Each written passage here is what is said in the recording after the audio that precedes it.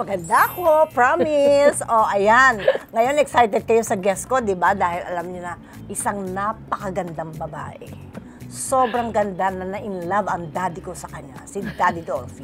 Naging magkaibigan ho kami talaga. At saka nagmamahalan din ho kami dalawa kasi ate ko ho siya. Wala yung iba, hindi ko na patatagalin. Si Ate Nes, Miss Alma Moreno. Ayan, di ba? Hello, anak. Oh, Diyos ko. Alam mo, hindi lang ate, kung hindi nanay mo na rin ako.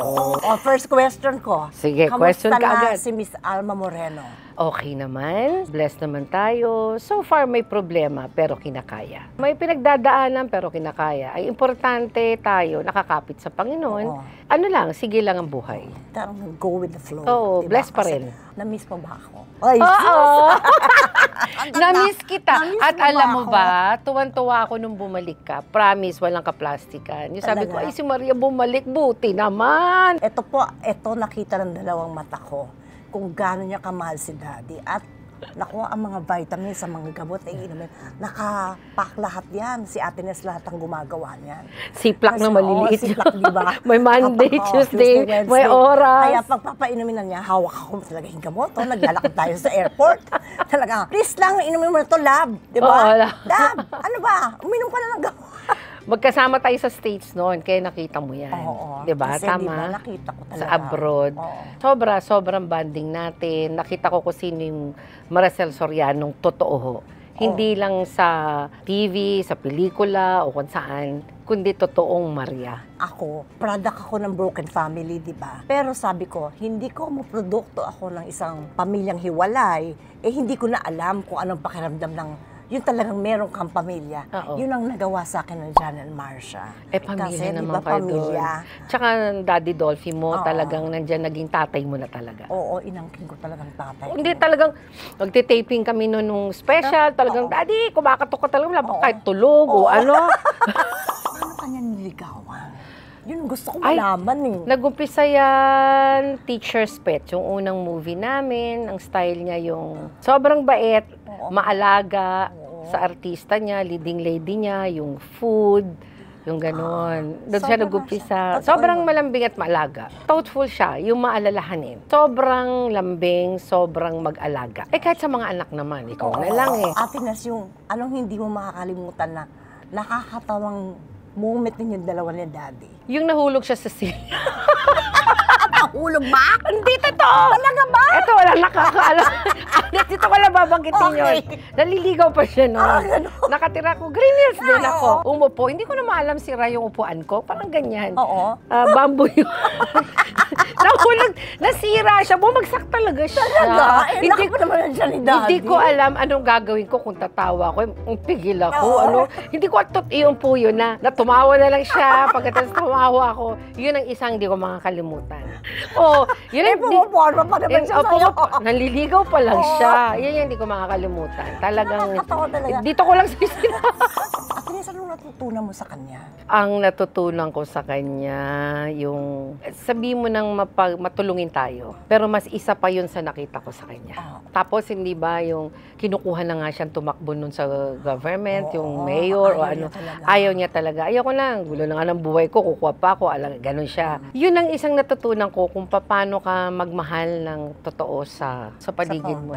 Totoong-totoo si Daddy kasi. Sobrang totoo siya. Totoo. Tsaka mapagmahal sa mga anak, sa pamilya. Kahit na malalaki na, kahit yung mga kapatid niya, hanggang sa nawala siya. Kung i-describe mo yung relationship niyo ni Daddy, ano yun? Hindi ko naman masasabing perfect. Wala namang perfect. Walang perfect, pero yung sabihin mo, nagmahalan kami ng totoo. Yun ang importante yun. Inalagaan niya ako, inalagaan ko siya na sobra din. Siguro lang talaga, mayroon lang talagang hindi mo maiiwasan na hanggang dun lang. Pero kung sasabihin mo yung time namin dalawa, naging masaya kami talaga. At saka yung mga yung mga anak din niya, maski pa paano, naging malapit sa akin. Oo, totoo naman. Mga kapatid niya, naging malapit sa akin. Maging masaya. Ako yung buhay na saksi noon, di ba? O baka maiyak tayo, Diyos ko. Pag si Daddy pa naman, nag-uusapan. O mag-throwback muna tayo. Di ba? Saan ba nagsimula ang isang Alma Moreno? Nanonood na sa Cebu, Oo. sa Talisay, kay Chiquito. Nag-shooting sila ng Enter Garote, dun sa Talisay, dun sa brother-in-law ko. Nanonood, yung batang nanonood, dahil dun din. Tapos nakita lang ako ni Chiquito, kasi kaibigan ng brother ako. Sabi lang niya, sabi sa akin, gusto mo mag-artista? Opo. Sagot ko talaga. Talaga, gusto mo? Gusto ko talaga kasi mahilig ako sumayaw. Yun, doon ako na-discover hanggang sa si Chiquito, pinapunta ko dito, kinausap yung tatay ko, hanggang yun na.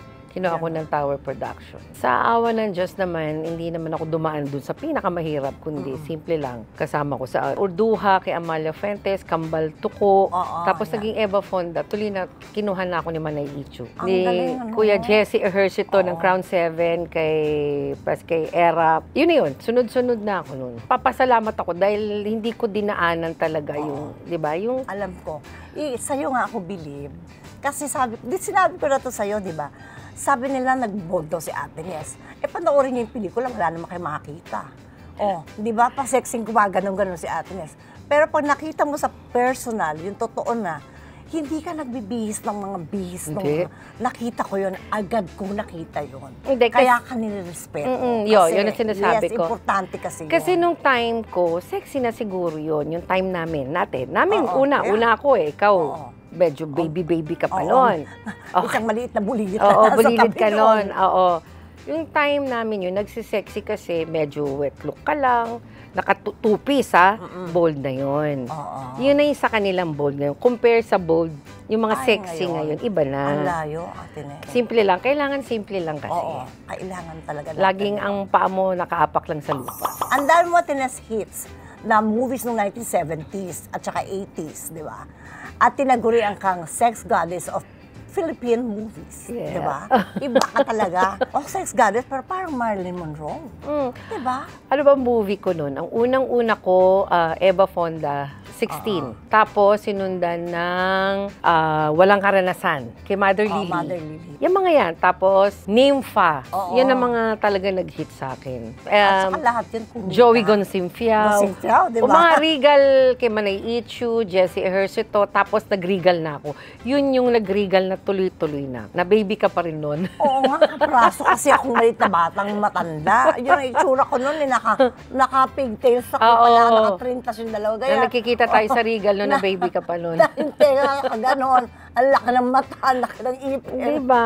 Cute-cute mo nung bata ka. Ate Nes, anong pakiramdam mo na ang dami nangyari sa buhay mo noon? Sobra akong, thankful sa Panginoon hanggang ngayon na nandito pa rin ako. Inabot ko yung meron sakit, may nawala nanay ko, nawala tatay ko, una tatay, tapos nanay. Kumbaga ang dami. Ang hirap, pero hindi pwede akong bumigay kasi nandyan yung mga anak ko Ang hirap ng papel ng nanay, no? Ikaw, di ba? Sabi, hirap maging nanay. Di ba pinag-uusapan natin sa set natin sa 3-in-1 na pag mga anak talaga kasama. Ang hirap. Na ako naman, sobrang pasasalamat pa rin. Okay naman si Mark, sa awa ng Diyos. Kahit may pinagdaanan si Yodge, si Winwin, si VJ na nandiyan sa active. Yan na lang naman tapos yung bunso ko, si Alpha, si MM. Parang andyan pa rin sila nung down na down ako. Yan ang kinakapitan ko. Kasi yan ang hindi ka iiwanan ng mga anak. Pero minsan yung iiyak ka na lang sa kwarto mag-isa. Gano'n. Nangyayari din yan sa akin. Wala kang, kasi alam mo, hindi feeling mo, di ba, wala ka namang iba kakabi kundi nandun sa Si Lord lang talaga. Pero ang masaya, sobrang saya ako dahil biglang meron akong 3-in-1. Di ba? Na sobrang tulong sa akin. Kaya naman, welcome ka namin. Alam mo naman, love ka namin. Yun. Sobrang thank you. Ibig sabihin, sa bills, ang hirap. Kahit sabihin mo nandito ako bilang kagawad, hindi Kasi hindi ka naman nandiyan para kitain mo, kundi mag-serve ka sa tao Yun yung gagawin mo Kaya meron ako, at least dumating sa akin itong mga may tapings, may malaking bagay na itutulong mo at pag may tutulong mo rin sa kapwa mo kahit konti. Di ba? Tama yun. Minsan may dinadala ka na dapat ikaw lang nakakaalam. Tahimik ka na lang pero ikaw lang nakakaalam. Dinadaanan ko yun. Lakasan mo pala. Yun yung alam ng tao, hindi ko linim, yung MS ko. Minsan, ayun, sinusumpong ako, pero sobrang thank you Lord, hindi niya ako pinababayaan. Kinakakaya ko. Kahit minsan yung taping natin, ba init na init ako, masakit ulo. Kasi minsan bawal lang sobrang stress, bawal. Hindi naman pwedeng mawalang stress. Basta ang importante kasi, hindi, alam mo, pag nagkamali tayo dyan, kung may pagkakamali, alam mo na yun. Diba bago mo yun, alam mo kung saan mo itatama. Ang importante, ginaguidan ka ni Lord kung saan ka pupunta. Ate Nes, alam ko nagkaroon kayo ng sitcom ni Dina together, di ba? Kwentuhan mo nga ako, hindi ko naman alam kasi yun. Sobra. Ang tagal din namin noon, nagkasama kami ni Dina. Masaya, pero alam mo naman yun, minsan yung pagkataray din. Oo, kataray si Dina eh. Ang galing pa rin, ang galing talaga. Pa rin si Dina. Ang galing talaga niya. Kaya nagkasundo kami, walang problema. Tsaka saya noon, pasayaw-sayaw lang yun doon sa set. Pareho pa kaming, ang BP namin, tumaas sa init masyado. Pero yung katarayan talaga niya, niloloko ko nga. Matari ka pa rin talaga. Tumataas ang kilay, no? Gumaganong-ganon, no? Yung ayaw niya yung tent. Meron namin sa basura, naaawi niya. Bakit niya ako linagay dito? Nagpapalit. Oo, ayaw niya ng mabaho, ayaw niya ng masikip, ayaw niya ng walang tubig, ayaw niya ng putik, ayaw. Pero mabait siya. Pero ang galing. Nagsama rin kami na matagal. Mabait naman si Dina. Paano ka ba bilang isang artista? Kasi nagagampanan mo lahat, di ba? Kahit na anong genre yan, magagampanan mo yan. Siguro yung drama, yung una kasi sexy. Yung sexy naman, kailangan kasi patunayan mo rin na marunong ka talagang o acting. Marunong. Yung drama naman, siguro dahil may mga... may dala tayo. May dalahin eh. Lumalabas kusa yun. Hindi naman ako, wala nga akong award, nominated lang. Pero lagi, di ba? nandun napapansin. Ma-nominate ka, malaking bagay. Yung comedy naman, hindi ko alam pa paano. Aba magtanong kaya tayo kay Bandolf. Si Bandolf, tanongin natin dalawa. Kusang lumalabas hanggang yun, napansin na nila ako noon. Yung talagang sayaw, yung loveliness sa akin, sayaw talaga. Talagang hataw yun eh. Hataw yun, with the other side of Alma. Meron yun, rated A. Tapos naging loveliness. Paano nabuo yung loveliness? Alam mo kanino nang galing yung title na yan? Kanino? Kay Daddy Dolphy. Sa Daddy din? Sa kanya yan. Kasi bakit di ka gumawa ng special, yung loveliness, so produce mo? Di ba nagpo-produce ako, Rodessa? Pati Dolphy special, di ba ako nagpo-produce? Loveliness. Loveliness. Sa kanya nang galing yun. Nag-hit yun. Yes. Tapos kinuha na ng iba-ibang yung Channel 2. Yan yan. Nag-upisa ako Channel 2 yung Loveliness. Saka nakakatawa kasi ang shake talaga to. Shake, body. Dapat dito. Dito lang yun, di ba? Dito. Sa chuk, yan ka. Pero ngayon dito na. Pero... ba't ka tumawa? naman ko, naalala ko eh. Tayo nung kasi kanya-kanyang titles. Si V, Star for All Season. Ikaw, Diamond Star. Ako, Loveliness. Si Guy, Superstar. Megastar naman Megastar. si Sharon, diba? Meron tayong mga ganong pero tatandaan natin na label lang yan. Yes. Alam nyo, pagka umuwi na tayo kay Papa God, wala na yan. Wala na, hindi natin kailangan yan. Mga alahas na yan, yung mga bagay na yan. Hindi natin mabibit-bit yan. Ang importante kung ano ang tingin ng Panginoon sa atin. Yun lang. At alam hindi ko makakalimutan sa show business. Sa show mo, o anong masasabi mo? Ang masasabi ko, siguro yung mga nakasama ko noon, 'di ba? Yung sila Jeline. Masaya masaya. Tapos napakita ko ano yung talent ko. Nakasama ko rin yung mga director na magagaling.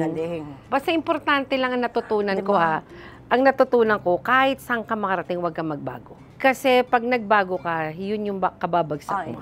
Totoo yan. Dapat sabi yan ng mga natutunan ko nung... Huwag mong kakalimutan, paminsan lumingon ka kung saan ka nagaling. Kasi ako, yun yung narating ko Narating ko na yung sabi ko yung kung saan man sa top. Alam mo rin, Maria, narating ko naman yun. Oo naman. Pero yun, huwag mong kakalimutan kung saan ka rin nanggaling at ang paa mo laging nakatapak sa lupa. Natatanda ako noon si Tatay Ading. Naku, lagi niya sinasabi, oy, paglaki mo at sumikat ka, huwag mo kaming kalilimutan Sabi niya, ngayon parang ang dami mo project sa atin sa Viva, meron ka. Di Sa ba? Viva, patapos na yata yung Soulmate, pero yung Soulmate na ginawa namin sa Korea, ano na yan, lumalabas na ngayon. And ang director namin si Direk Darrell. Okay. Ayan, and medyo hindi naman ako pinababayaan ng Viva. Love ako ni Boss Vic, tsaka lahat, Ma'am Bero. Oo. Ayan, hindi ako pinababayaan. Mababait naman talaga sila doon sa Mababait Viva. naman. Mababait sila. Tsaka, thank you dahil doon sa 3-in-1. Oo, tayo yan. Yan, Di ba? Masaya tayo. tayo. Oo. Dapat lang. Naka-work mo rin si Ara. Kamusta si Ara? Ano bang title ng show namin yun? Yung paano? Paano? Yun. Gusto ko maging porn star. Ha? Sabi? Yun ang title! Oh, yun talaga? Talaga ba? Nakakaloka. Kasi naman yung movie na yun, time ng ano yun, time ng pandemic. Alma cares. Ay. Nasa Oo. ano kami noon Limited sa kayo ng galaw. Subic. 1 week, more than 1 week kami naka-lock-in kami. Tsaka ang first time ko maging director si Direk Darrell, wow, papabayaan ka niya sa set. Pahayaan ka niya kung ano yan. Ito lang. Kailangan masabi niyo to, ito yan. Si Osang pa'y kasama ko. Ara ako si Osang. So, hindi bago sa amin na mag-comedy ni Osang. Kaya pag nagbatuhan kami Oo. parehong mabunganga. Oo. Grabe yun. Di ba? Riot yun. Di ba? Riot, pati dialogue. Tsaka, yun ang maganda eh. Kagaya sa 3-in-1 natin. O, di ba? Ang saya natin, Pinapanood di ba? ko kanina yung 3-in-1 natin eh. Pinapanood sa akin kasi hindi ko napanood nung Sunday. Diyos ko, kahit pala tumatawa tayo tagkamali, kasama pa Oo. yun. Oo.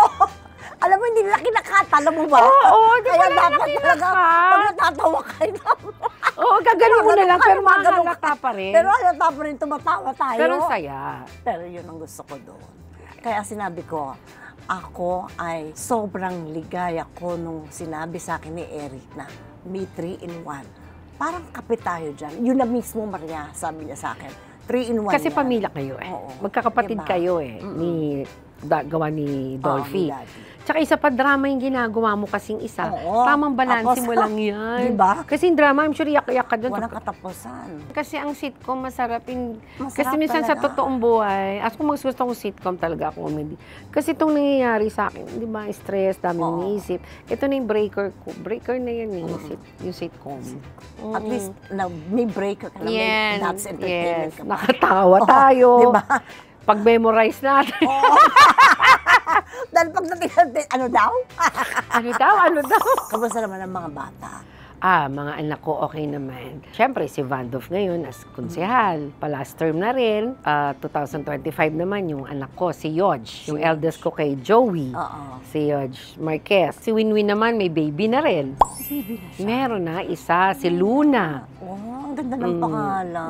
Nako, grabe. Ganon. Masyado meron naman siya ngayon. Show din naman sa 7. Soap din siya ngayon. So, hindi naman siya nawawalan ng project. At least, di ba? Pero sobra siya ngayon na lang bumabalik ulit kasi masyado siya nag-concentrate dun nung baby Oo. pa. Kasi ngayon kailangan siya kasi ng nanay. Oo, Nanay ng ang bata. mag-alaga. Si Mark naman hindi nawawala ng project. Sa Viva hindi. Oo. Sobrang ang mundo nun, tahimik naman yun. Sa Luista yung parang tatay din niya. Si VJ okay din. Si MM nagtatrabaho na at the same time nag-aaral. Ay, ang galing. Meron akong yung bunso ko nag-aaral pa si Alpha. Kahit malaki na sila, di ba? Stricto ka pa rin ba sa kanila? Yung malalaki ko, hindi, kasi ang bilang isang ina, tayo tagapag-advise. Oo. Advice na lang Saka tayo. hindi na uso yung pinagagalitan mo yung bata. Hindi, advice Hindi lang na. kasi Oo, may advice pamilya lang. na eh. May pamilya na, pero tayo dapat, i-guide lang Oo, natin sila. i-guide mo lang Ngayon, nasa sila. sa kanila yun, kung a-accept nila. Kasi may sarili na silang mundo Oo. talaga eh. Ang At nanay, saka- pero ano man problema nila, kung kaya natin, bakit hindi tayo tumulong? Oo, totoo. Ang isang ina, priority naman pa rin tayo? ang anak. Sa Pero mga minsan bata kasi may ngayon. yung mga panahon, nung era nila ngayon, iba na eh. Ibang-iba. Iba, kaya medyo iba na yung mga bagets ngayon. Kaya, sige, ito lang ako. Pero nandito lang si mama. Iba Ano bang na. lagi mong pinapayo sa kanila sa buhay? Basta sa akin, siyempre unang-una yung Oo, Panginoon. syempre. Kahit anong mangyari, huwag kayong makakalimot. Dasal, anuman. Tsaka wag, anumang problema dumating, huwag kayong panghihinaan ng loob. Dapat lagi Basta kang ako yun ang ready. sinasabi ko sa mga anak ko, labanan nyo, strong. Ayoko na magkaroon sila ng yung sakit na anxiety. Oo, anak ko. Ano man mangyari, Oo. labanan ninyo. Pero kung meron kayong gustong sabihin, isabihin nyo. Huwag nyong ilihim, Kim-kimin. kim-kim. Ilabas nyo. Oo, kasi yun ang stress. Yun ang sinasabi ko sa mga anak ko. Nung Bata-bata pa sila. hindi, ito lang, bago yung magkaanak, Oo. itong may ganito, si Winwin noon, si Yodge, may pinagdaanan syempre yan. Sinasabi ko, labas nyo ano yung nasa loob, anong gusto nyo, anong problema, huwag nyo kimkimin. Di at least nandiyan ka. Anong wish mo sa sarili mo? Dati hindi ko priority yun eh, pero ngayon, wish ko good health. Yeah. Dati yun, so of course, buong pamilya ko, meron ako hinihiling ko, diba? Yung para sa akin, laging huli. Good health lagi sa akin. Kasi pag good health ka, kaya mo lahat eh. Tama hindi? Tama. Lahat ng problema ang dadaanan mo, kakayanin mo. Trabaho, lahat, pantulong sa kapwa. Yung trabaho ko ngayon, pag good health ako, kaya ko tumulong hanggang baba, hanggang sa maliliit. Kaya ko. Ano ko naman, noong pa ganyan ka na. Yun, good health. Oo. Kaya dapat good health tayo, ha? Good health tayo Tayo lahat. lahat, Ako, tayo lahat. the family, Para mga anak natin. Magampanan natin ng wasto yung ating papangapapin Yes. sa buhay. Tsaka magampanan ko yung trabaho kong binigay ni Lord. Oo, tama. Diba? Yan. Thank you very much, Thank you Ate Nea. din. Salamat ng madaming Sana thank you. nag-enjoy ho kayo. Ay, oo. Nako, meron pang iba dyan na iiyak dahil nararamdaman kanila. Diba? Tayo pare-pareho lang na tao. Kaya sana naibigan niyo ho yung aming episode para sa gabing ito. At sana meron po kayong natutunan sa aming dalawa. Bilang mga parehong mga nanay kami. Maraming salamaste. Thank you and bye!